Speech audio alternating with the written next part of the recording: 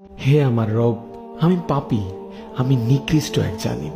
আমার পাপগুলো আকাশের বিশালতা, সমুদ্রের গভীরতাকে হার মানায়। কিন্তু আমার এত এত নাফরমানির পরও আপনি যে আমায় এখনো অসংখ্য অগণিত নিয়ামত দিয়ে যাচ্ছেন, এ সকল নিয়ামতের হিসেব আমি আপনাকে কিভাবে দিব রব? জানি না আমার মৃত্যু কখন চলে আসে, কিন্তু মালিক, আপনার দয়া ও ভালোবাসা ছাড়া আমি মৃত্যুর জন্য কখনোই প্রস্তুত হতে পারবো না। আমি এই ভেবেই শিহরিত হয়ে যাই যে মৃত্যুর সময় যদি আপনি আমায় আপনার ভালোবাসা আর দয়া না দেন, তাহলে তো আমি ধ্বংস হয়ে যাব, যে ধ্বংসের চেয়ে আর কোনো বড় ধ্বংস হতে পারে না। মৃত্যু যন্ত্রণা, কবরের আজাব, জাহান্নামের আজাব, এগুলো সহ্য করার ক্ষমতা তো আমি রাখি না রব। ইয়া আল্লাহ, আমি আপনার ঘৃণার পাত্র হতে চাই না।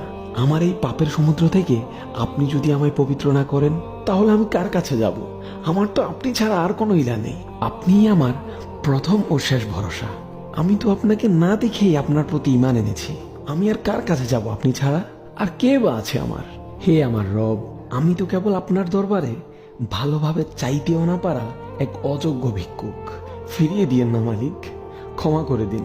আপনি তো গফফার, রহমান, রহিম। ক্ষমা করে দিলে আপনার তো কারো কাছে জবাবদিহিও করতে হয় না।